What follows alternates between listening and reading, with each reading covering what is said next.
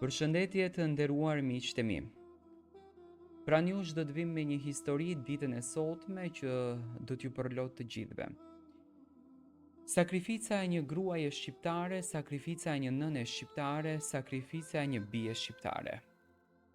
Një djali vetëm, humbi jetën, por kjo nuse bëri të pamundurën brenda kësaj shtëpie. Rrëfimi fillon në këtë formë. Nuk e besoja kur se jeta do të më vinte kështu. Nuk e besoja që një ditë do të flisja për të në kohën e shkuar. Unë u martova me njeriun që e doja më shumë se gjithçka në këtë jetë. Ai ishte drita ime, fryma ime, arsyeja pse zgjohesha unë çdo mëngjes. Ishte një dashuri që nuk kishte nevojë për fjalë. Mjaftonte një shikim, një prekje, një mirëmëngjes dhe bota bëhej e bukur. Kur u futa në atë shtëpi si nuse, nuk isha vetëm një vajzë që donte burrin e vet. U bëra vajzë për vjerin dhe për vjerën time. Ata më pritën me zemër dhe unë I deshta me shpirt. Kujdesesha për ta si për prindërit e mi. Nuk më mungonte asnjë gjë. Vetëm koha që fluturonte shumë shpejt. Por një ditë vjeshte gjithçka ndryshoi. Ishte një ditë si kjo, me erë të ftohtë, me gjethet që binin në tokë. Nuk e dija që ajo do t'ishte dita që do të më ndante nga gjysma ime. Telefoni ra, zëri në anën tjetër u dridh. Ka ndodhur një aksident. Nuk e mbaj mend si kam dalur nga shtëpia. Nuk e mbaj mend as si mbrita në spital.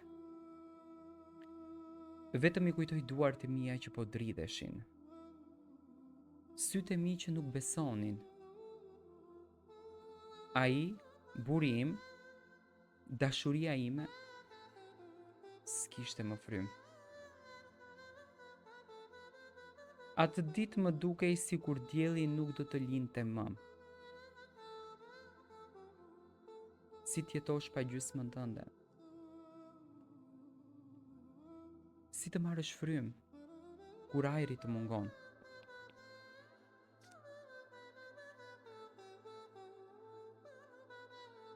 Të gjithë më thonin një ere do e kalosh. Por si ta kalosh diçka që ta ka marrë shpirtin? Si të jetosh në një shtëpi që mban çdo kujtim të ti? Në fillim mendova të iki. Largohem, të nis një jetë të re.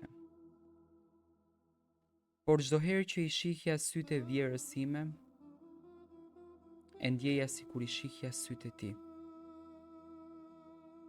Kur dëgjoja zërin e vjerës time që më thoshte: "Bi, hajde hulu me ne." E ndjeja se nuk mund t'i lija vetëm. Ata humbën djalin e tyre, unë humba dashurinë e jetës sime. Të tre mbetëm copë të së njëjtës dhimbje.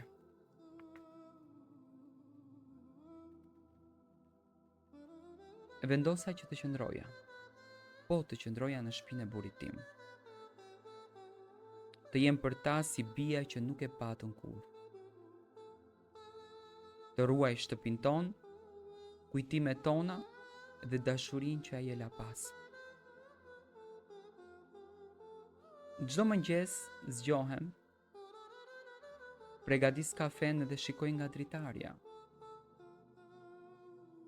Sikur e shoh duke më buzëqeshur, sikur më thot: "Mos u dorëzo dashuri."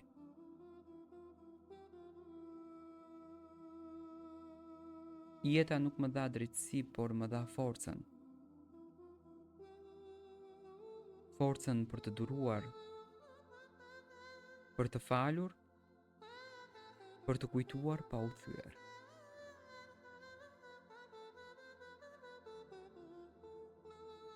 Më mungon çdo ditë, por tani e di që dashuritë e vërteta nuk vdesin. Ato jetojnë me kujtime, në lutje, në zemra që nuk dorëzohen asnjëherë. Sot bëhen 2 vite pa ta, por çdo ditë që kalon ndjej praninë e tij. Në çdo frym, në çdo hap, në çdo përqafim që unë me shpirt u jap prindërve të tij.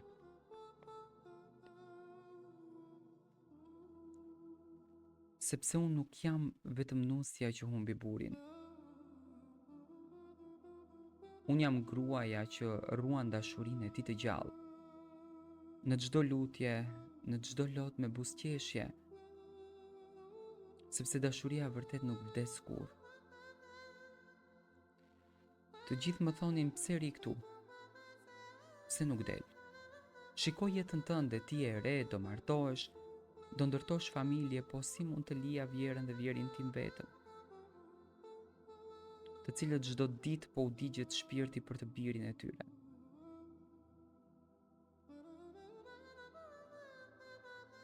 Mua më la shtatzën, akoma pa lindur, nuk e shijoj as djalin e tij.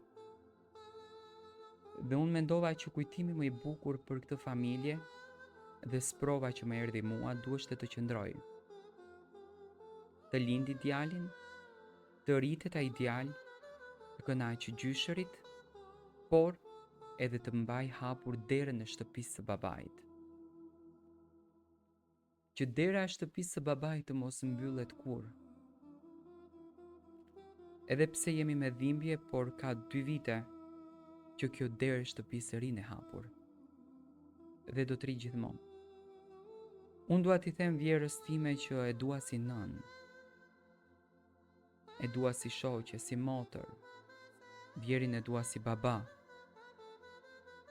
Në asnjë mënyrë nuk do të heq dorë nga ju. Ju jeni familja ime e dytë, jam e lumtur që kam gjithë këtë familje. Dhe jam e lumtur që i mbir do të rritet në dashurinë e të dy palëve. Dhe kjo është dhurata më e bukur që mund ta bësh në një familje. Po e mbyll këtë letër me syt me lot dhe me shpresën që burim të jetë i lumtur në qiell.